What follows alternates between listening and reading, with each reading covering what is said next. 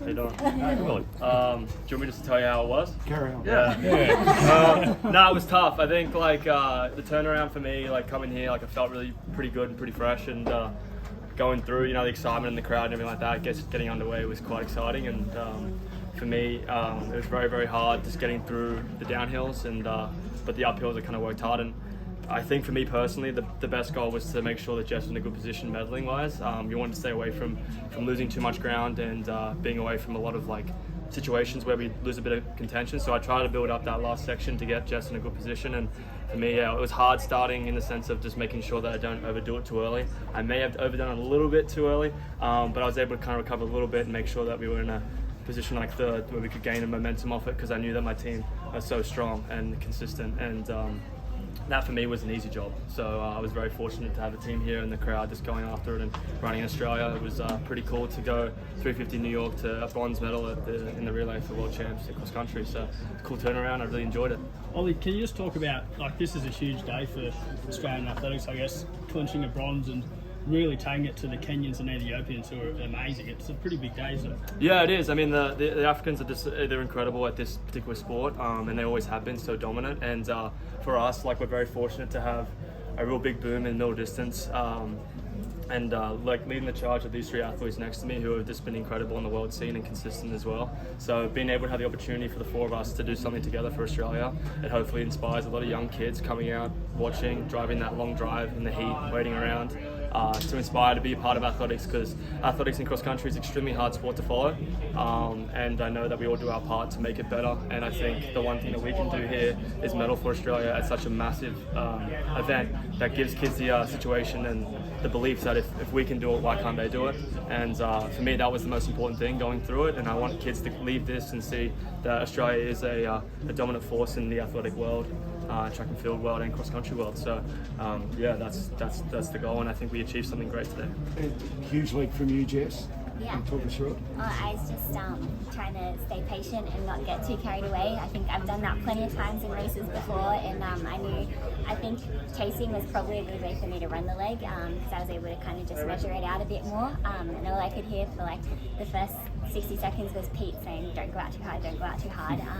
So I was just kind of trying to measure it like that, and I started to realize towards the billabong I wasn't losing any more ground, and yeah, just sort of trying to be strong on the uphills but stronger on the downhills, and really embrace the crowd. Sonia's ran a home championships in Ireland 12 weeks after having a baby and finished 5th or 6th back in her day, and she just told me to totally embrace the crowd and the noise and let that carry me up. How did it feel handing off in first? Oh, awesome. It was incredible. I think even just like, I don't know, you see all the little kids on the sideline just going nuts. I think it was pretty damn incredible, and I was so confident in Stewie and Abby to come that they were going to run their hearts out, so I knew we were in a really good spot regardless of what colour medal we ended up coming away with. We were all going to run brilliant. Yeah. And what's the mindset for you, Stu, when you hit the bat in first place? Yeah, it was just to give it everything. I think we all went in with the plan to, if we all ran 100%, we ran good races, we wear the Guernsey with pride, we were going to be right in the mix. So yeah, I couldn't be prouder than the team today. I thought we all executed good races, and to compete with the powerhouses of Ethiopia and Kenya, hopefully puts Australia on the world map, that maybe we are part of the big three of distance running now. Hell yeah, brother. I like that answer. We need to start scoring these finals at the championships. And how about you? There's a fair bit of pressure being, you know, the anchor runner in this. Oh, absolutely. These guys set it up beautifully, and taking that baton over in second position is always a bit just trying to keep it tame. And these guys threw it onto me, just told me to stay patient. I trust them with everything. They've done it all before a million times. So yeah, going out and just staying patient and consistent and not losing that momentum was really important. And yeah, I'd like to think we all executed that pretty well. Was there a moment when you thought, well, it's third at worst sort of thing? Look, no, that Ethiopian came up quickly behind me within the first 200 metres. And look, that was a bit of a shock. Yeah, just staying calm when that happens. I think for me it was just, that kind of was a good position to be in, because once she pushed past me, it was just not let her go. Put me in a position where I wasn't going to fall back. It gave me something more to chase. Yeah, and every now and then you reel those girls in off the hills, and then they absolutely stormed down the hills. So yeah, it was just about momentum and staying in touch for me for as much as possible and finishing off as strong as we could. Did you have a sense of how far Castor was behind you?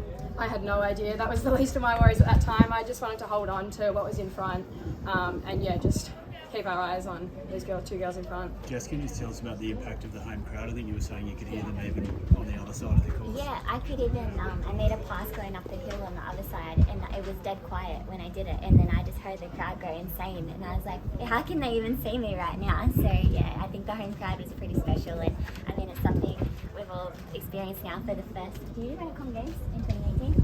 Yeah, so Stu's had that at Com Games. Most of it's the first time, and then it's just like we get to have another go in 2026. We have a Com Games, and I'm sure all of us are still planning on being in the sport in 2032. So it just gives you a small taste of like what's to come, and you can do pretty incredible things when you've got the whole crowd roaring for you. So. How much pressure did you guys feel coming in, looking at the team you've got? You're kind of an Aussie dream team here. Like, are you thinking like, man, the whole country's going to be watching? Or how much pressure are you feeling? There is always pressure when it comes to that. I think when you have the resumes that we have and the anticipation of what's to come in that kind of event, yeah, there's going to be a lot of pressure. But that's why we do the sport. We handle the pressure the way we handle it, and we push through. And like we all had the chat beforehand, is like the goal is to medal, the goal is to win as well, and we're going to do the best possible race that we can. And I think when you compete against the world like that, no world medals is given to you. You have to work hard for it. And dealing under pressure is what, yeah, like I said, what we're used to. And I think that pressure and then being at home, you know, I think it counters it out because I don't know, personally I find comfort in people cheering me on because I know that I'm here representing them and that we're going to push through and give the best possible result because we've produced results in the past that have been good enough to be here. No pressure when you have 20 superstars with you. You kind of know everyone's a true professional. They'll show up, they'll do their job. It's just like embrace it. And Jess, how about, of course, just about all the races you do are individual, you know, relay races aren't common for distance runners. Just talk to us about the camaraderie and having this rare opportunity. Oh, I mean, World Athletics, can we please have a DMR? Like, Yeah. People love a DMR. Mixed us, all women, all men, whatever. We do it in college. I run the DMR. I run on cross country teams, and there's nothing better. Like, you can go to some pretty dark places individually, but when you're doing it for a team, you can always find another level. So I know distance runners would jump on board any relay that World Athletics might want to provide us.